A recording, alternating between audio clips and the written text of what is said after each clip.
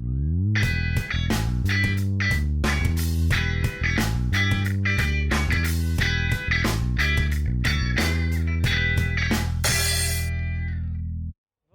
tratar desse tema aí da escravidão, tráfico negreiro e escravismo na aula de hoje.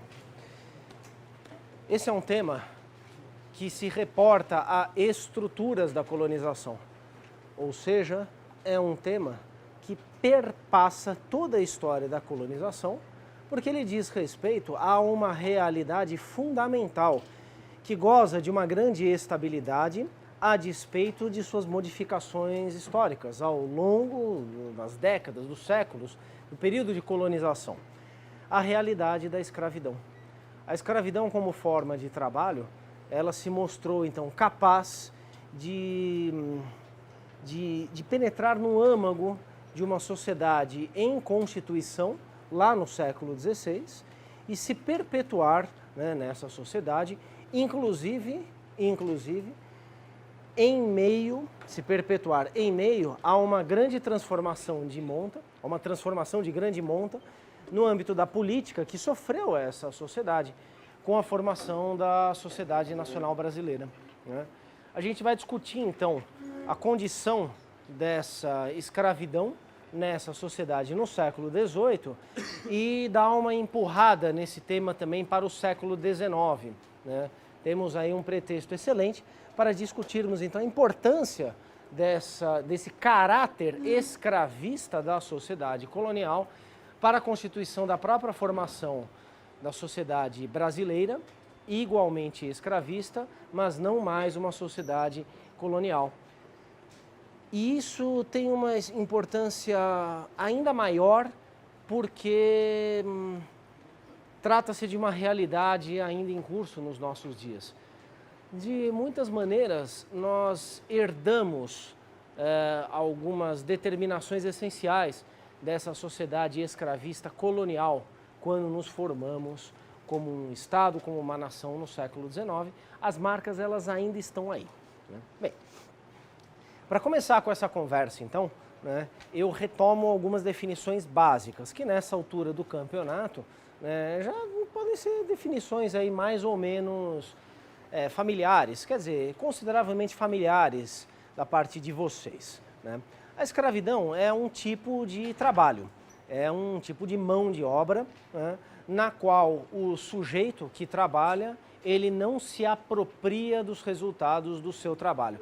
Ele não se apropria em absoluto, né, porque, obviamente, né, poucos são os trabalhadores na história da humanidade que se apropriaram da integridade ou da parcela dominante dos resultados do seu trabalho.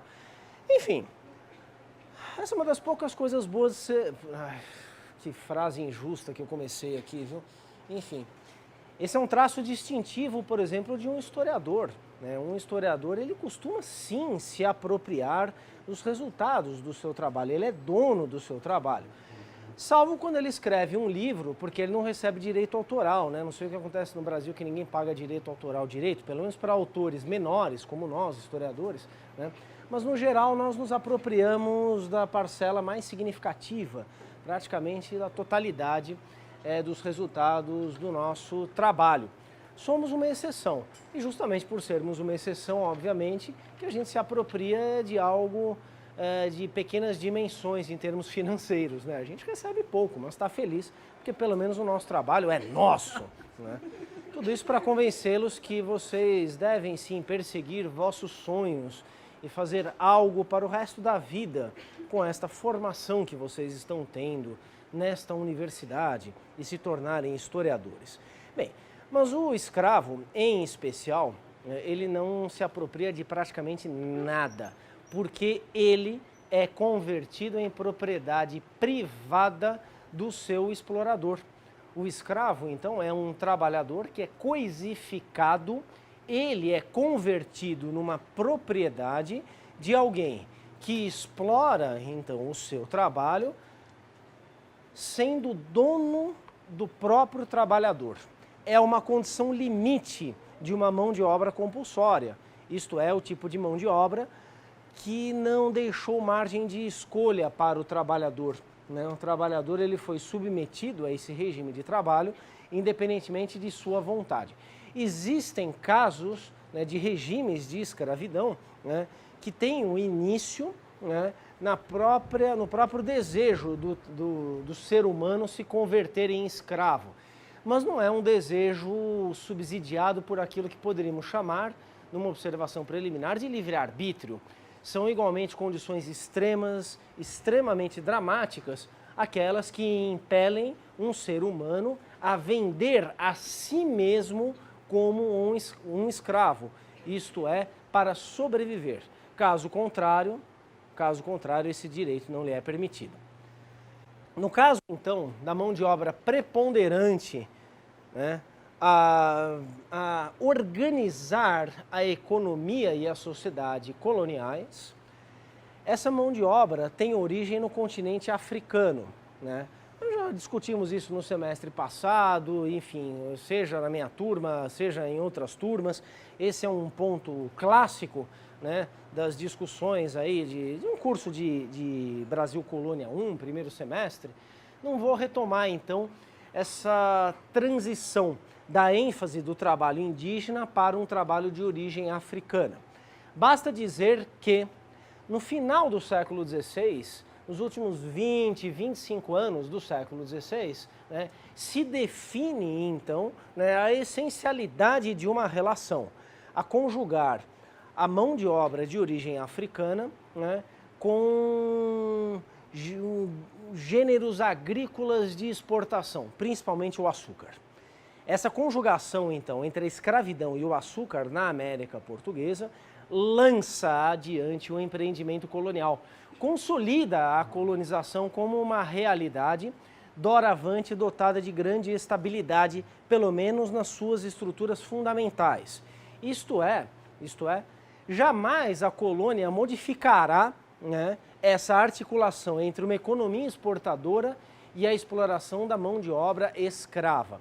Isso tem a ver, no caso do Império Português, no caso desse deslanche do empreendimento colonial português na América no final do século XVI, tem a ver também com o fato de que a própria mão de obra é comercializada, né? Então não se trata de uma mão de obra simplesmente reduzida, né, à condição de propriedade privada, isto é, o trabalhador reduzido à condição de propriedade privada, mas é um trabalhador que ele mesmo é objeto de comércio. Daí o tráfico negreiro, daí a importância então desse comércio de escravos a unir a África e a América de maneira então, repito, estável e duradoura desde finais do século XVI. No século XVIII, que nós estamos observando aqui, né, vocês já tiveram uma boa amostragem aí com as minhas exposições, com as leituras, com o acompanhamento que vem fazendo do curso, vocês já tiveram uma boa amostragem do dinamismo histórico desse século XVIII em termos de América Portuguesa, não é verdade? Novos espaços, novos gêneros, novos ritmos de processamento desses elementos da sociedade, da economia coloniais, né?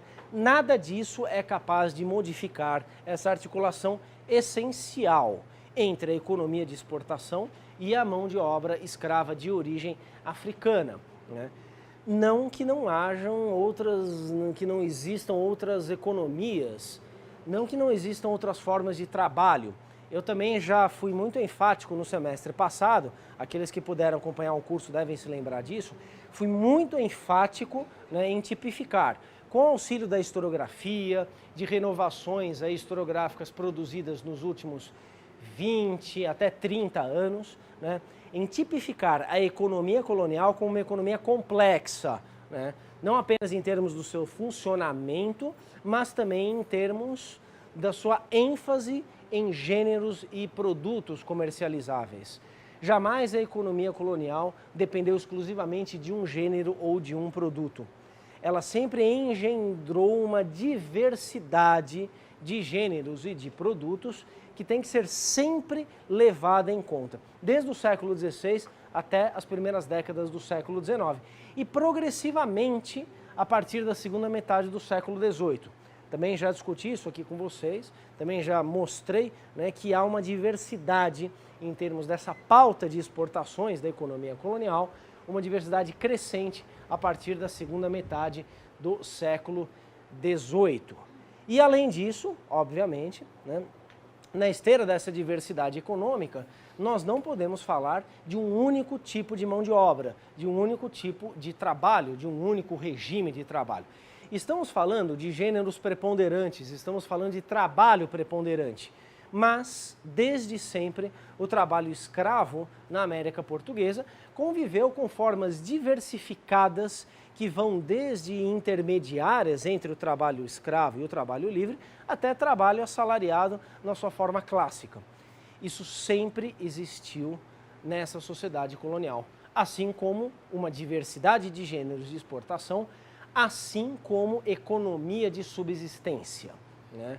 Então estamos completamente distantes já nessa altura do curso, né, de uma imagem monolítica de uma colônia que compra todas as manufaturas de fora, que não produz nada que não seja comercializado para fora, né, onde todos os trabalhadores de baixo sejam trabalhadores escravos, explorados por senhores que não trabalham. Essa realidade, repito, é muito mais complexa. No entanto, esse século XVIII de diversificação dessa economia, de aceleração de ritmos, de criação de novos espaços econômicos, sociais, portanto, de uma intensificação, né, desses fenômenos essenciais que tipificam o processo colonizador, esse século XVIII acirra o caráter escravista da sociedade colonial. Não modifica essencialmente, muito pelo contrário, aprofunda o caráter escravista dessa sociedade. O que é uma sociedade escravista, então? É uma sociedade na qual os seus fatos essenciais estão dados pela presença da escravidão. As suas feições fundamentais decorrem da existência de um dispositivo jurídico que permite a redução do trabalhador à condição de propriedade privada, né, decorrem da existência de um tipo específico de trabalho, o trabalho escravo. Nem toda sociedade com escravidão foi, ao longo da história, uma sociedade escravista. Apenas as sociedades com tanta escravidão, capazes então de processar essa grande quantidade de escravos, de modo a desdobrar essa presença em suas características fundamentais. Nós estamos falando, então, da existência material, da existência cotidiana dessa sociedade e estamos falando também dos valores dessa sociedade, de comportamentos sociais, de formas de pensar, de distinções sociais, de classificações sociais. De algum modo, tudo na sociedade colonial passa pela escravidão. Repito, então, agora talvez já dando um sentido mais claro a essa afirmação que eu fiz anteriormente, né? A sociedade colonial no século XVIII, ela é mais escravista do que antes. Por que que isso ocorre? Sim, por causa dessa complexidade econômica e social ao qual eu já me referi anteriormente. Por causa da extensão territorial dessa colonização, né? Por conta da incorporação de espaços que não estavam ainda devidamente incorporados a esse processo colonizador e que o são guardando algumas particularidades, algumas especificidades, algumas características próprias, mas reproduzindo então essas estruturas básicas da sociedade, sobretudo o seu caráter escravista. Então, por um lado, há uma extensão territorial maior nesse século XVIII, né, que incorpora novas áreas aos mesmos padrões de colonização. E, por outro lado, há um aumento quantitativo de escravos na América Portuguesa. Isso pode ser observado, então, pessoal, nessa tabela. Essa é uma tabela, é um gráfico, é uma tabela, né? Enfim, nessa representação aí, né, nós podemos ver a dimensão desse crescimento, né? Isso se encontra no livro do Luiz Felipe de Alencastro, O Trato dos Viventes, Formação do Brasil no Atlântico Sul, séculos XVI e XVII, que é uma obra absolutamente essencial para a compreensão atual, né, da história da colonização portuguesa da América. Altamente recomendado, então, para todos vocês. Tudo bem, pessoal? Esse é um grande livro, talvez o grande livro publicado sobre a história dessa colonização na última década. É uma obra realmente seminal, uma obra central. Bem, vamos lá, olha aqui, ó. Desembarque de africanos nas principais regiões das Américas, 1526, 1850. Né? América Francesa, América Britânica e Estados Unidos, América Espanhola e Brasil. No comecinho aqui, a gente tem então essa coluninha branca, que é a América Espanhola, né? É o primeiro tráfico negreiro transatlântico, né? Aquele a abastecer então as colônias da América Espanhola desde o primeiro quartel do século XVI. Então tá aqui, América Espanhola. Aí aqui surge então o Brasil, né? Que é esse pretinho aqui, né? Sempre do lado do branco. Então, para a gente ver onde é que está o Brasil, que é o que nos interessa mais precisamente, basta observarmos a coluna preta, que está à direita da coluna branca. Tá? Depois, a partir de um certo momento, vão surgindo aí América Britânica e Estados Unidos, né? E a América Francesa. Né? Ora, vamos direto para o século XVIII, vai? O século XVIII está aqui. Começo do século XVIII, o maior volume de escravos desembarcados nas Américas já é aquele desembarcado no Brasil. Né? Dá para ver aqui? Ó, me refiro a essas 4 colunas aqui. América Espanhola lá embaixo, as outras duas menores do que o Brasil, que ocupa o topo. Né? Até então, né, o Brasil vinha, enfim, num crescente considerável, né, mas é estremecido aqui no final do século XVII pela emergência de França e Inglaterra como grandes potências comerciais coloniais. Né? Então é o deslanche dos empreendimentos coloniais franceses e ingleses nas Antilhas, sobretudo no Mar do Caribe. Né? Aí um grande número de escravos é desembarcado aqui. Mas no século XVIII, né, já desde o início, a dominância é dos desembarques realizados no Brasil. Está aqui. 1721, 1740, novamente. 1741, 1760, opa, né, um pouquinho menos do que essa rival aí que é a América Britânica e Estados Unidos. 1781, 1810, né, um verdadeiro boom, né, de quase todos os desembarques, menos a América Espanhola, embora tenha havido um crescimento aqui, né, do período anterior a este. Né. A partir de 1811, então, né, olha aqui a coluna do Brasil, ó, América Espanhola, América Inglesa ou Britânica e Estados Unidos praticamente desaparecem. Sabe por quê? Porque entre 1807 e 1808, Estados Unidos e Grã-Bretanha aboliram o tráfico de escravos para suas colônias. O fim do comércio de escravos, então, ocorre, né, no Império Britânico e nos Estados Unidos no começo do século XIX. Ao passo que o fim oficial e na prática do tráfico de escravos para o Brasil, que é independente desde 1822, ocorrerá apenas em função da Lei Eusébio de Queiroz, de 4 de setembro de 1850. Né? Até então, né, vejam a escala de crescimento desse desembarque de escravos provenientes da África no Brasil. Gigantesca. O século XIX, muito mais escravos do que no século XVIII. Já já eu chego lá. Como quer que seja, esse século XVIII, que está compreendido então entre essas colunas aqui, né, conhece também, né, uma escala de desembarque de escravos bem maior do que os períodos anteriores.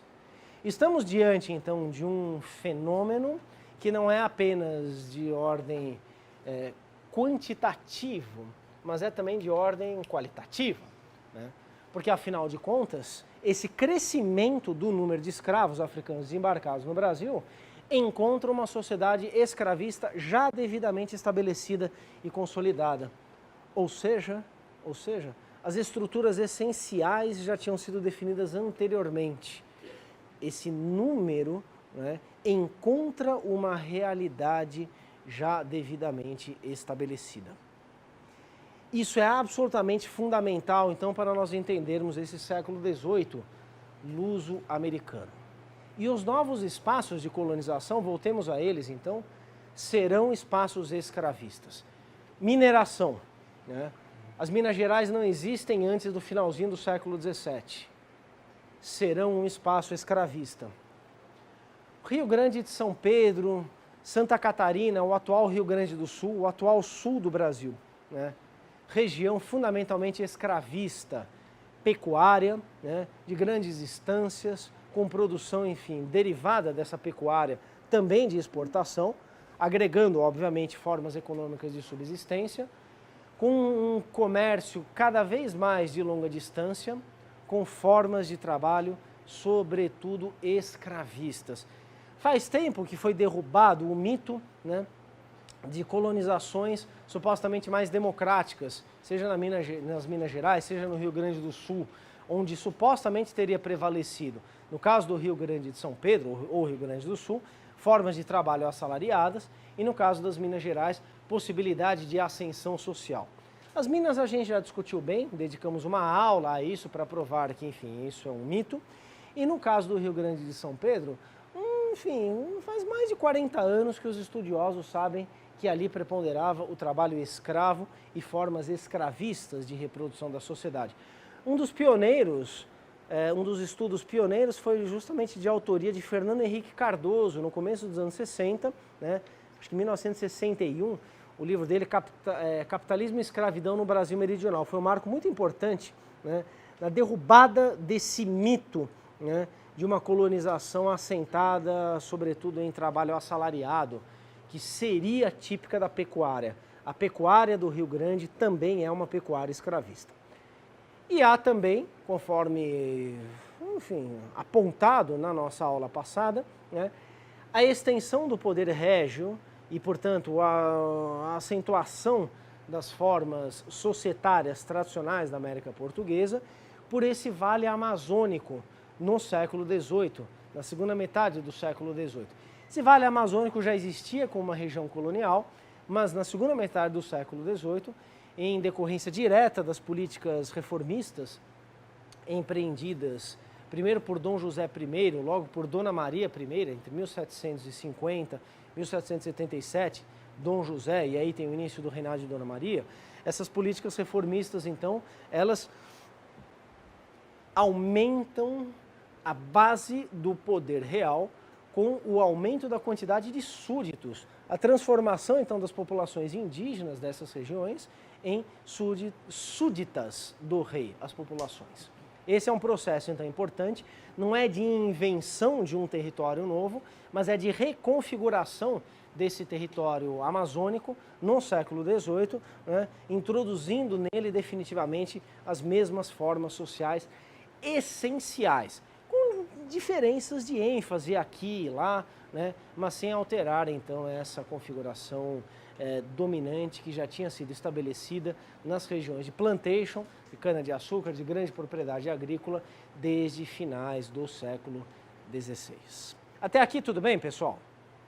É mais do mesmo, né? Mas esse mais não é um fenômeno de ordem apenas quantitativa, mas é também qualitativa, né? O escravismo está bombando na América Portuguesa nesse século XVIII.